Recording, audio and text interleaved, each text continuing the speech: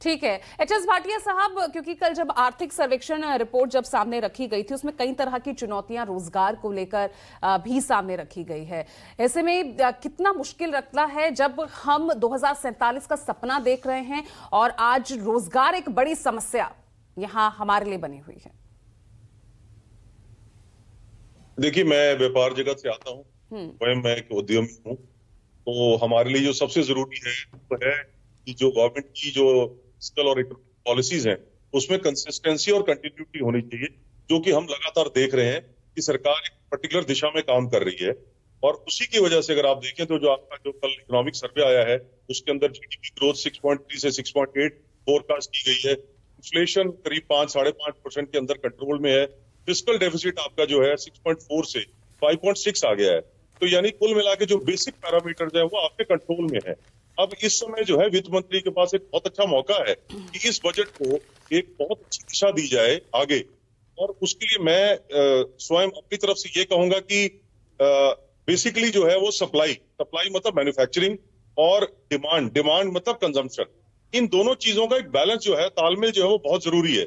पिछले कुछ समय से अगर आप देखिए तो चाहे वो मेक इन इंडिया के इनिशिएटिव थे या जो भी थे, उसकी वजह से आपका जो मैन्युफैक्चरिंग है उसको काफी बूस्ट मिला है, जिससे एम्प्लॉयमेंट बहुत सारे मौके भी निकले हैं। लेकिन अभी भी हम वहां तक नहीं पहुंचे हैं, क्योंकि अगर कंपनीज जो है वो अगर इन्वेस्ट करेंगी मैन्युफैक्चरिंग में तो एम्प्लॉयमेंट भी आएगी और भी डायरेक्टली इनडायरेक्टली एम्प्लॉयमेंट के मौके आएंगे। लेकिन सर, जब ये फैक्ट हमारे सामने है कि कंपनीज जितना प्रॉफिट गेन कर रही है उसका उतना हिस्सा, उसका जो डिजर्व्ड हिस्सा मिलना चाहिए एम्प्लॉयज को, वो नहीं मिल रहा। ये भी तो बात इंगित की गई ना कल आर्थिक सर्वेक्षण में। तो अगर उसका लाभ पूरा नहीं मिल रहा तो उसके लिए पर्सनल इनकम टैक्स, इसके अलावा रूरल इकोनॉमी, एमएसएमई, इतने सारे सेक्शंस हैं जिनके ऊपर इस बार फोकस करने की जरूरत है, ताकि वो जो कस्टमर है उसको उसका एक्चुअल लाभ मिले। अगर आप देखें, अभी आपके चैनल पे ही मिडिल क्लास के बारे में बात हो रही थी, तो मिडिल क्लास में सबसे बड़ा है 82% लोग जो हैं वो हम उनको मिडिल क्लास में जोड़ते हैं।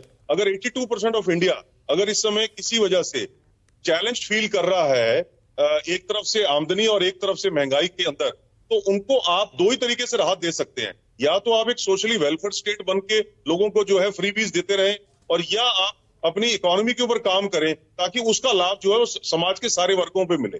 लेकिन मेरी अपेक्षा ये है कि इनकम टैक्स में और बाकी चीजों में इस बार इतना रिलीफ मिले कि लोग जो है उस पैसे को, मिडिल क्लास जो है वो कभी भी आप देखिए उनकी सेविंग ज्यादा नहीं होती, उनकी हमेशा स्पेंडिंग ज्यादा होती है। वो पैसा घूम के इकोनॉमी में आता है, उसका डायरेक्टली इनडायरेक्टली मैन्युफैक्चरिंग पे भी असर आएगा। आपकी कंजम्पशन बढ़ेगी तो आपकी मैन्युफैक्चरिंग और बढ़ेगी, प्रोडक्शन बढ़ेगी, इकोनॉमी बूस्ट होगी, जॉब्स बढ़ेंगी, लोगों की सैलरी बढ़ेंगी।